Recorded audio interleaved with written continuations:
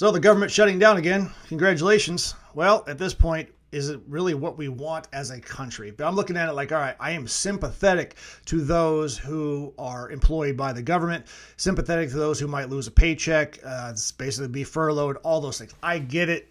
I am sorry. Let's take that off. I'll take the human consumption off this table. As a fiscal conservative Republican myself, per se, but even looking at it, our country is $37.5 trillion in debt right now. Okay, if you ever watch the usdebtclock.org, it's a website, go to usdebtclock.org.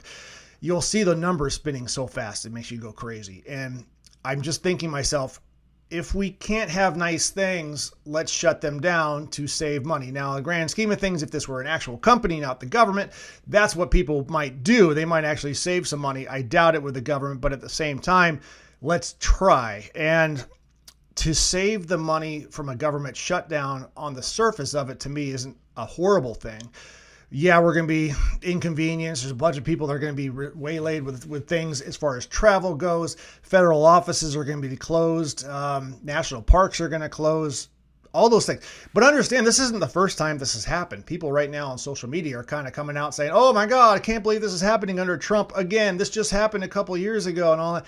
No, it's happened over 20 times. I mean, it's becoming more of a norm because I think the two sides are just pissing back and forth on each other, and the TDS, the Trump derangement syndrome, is really coming out because whatever Trump wants, people just hate.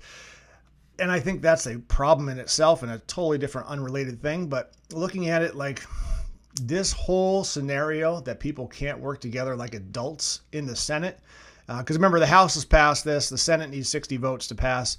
Republicans technically only have 53 votes. But this is not the best thing for the country. And it makes us look bad. It makes us look weak. All of the different details. But at the same time, you look at, well, it was National Guard and ICE going to get paid. I mean, isn't that what the Democrats want? They don't want ICE. They don't want the National Guard. So don't pay them and maybe they'll go away. I mean, it's kind of one of those thinking too.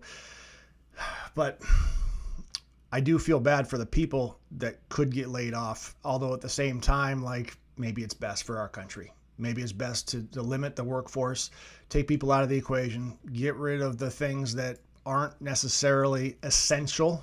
Because I've never had a non-essential employee in my life. But look at what we're going to do. So we'll find out. We got, 14 hours, depending on how you look at it when you watch this video, to figure out whether or not the government's going to shut down again for the 22nd time and follow the truth between lines.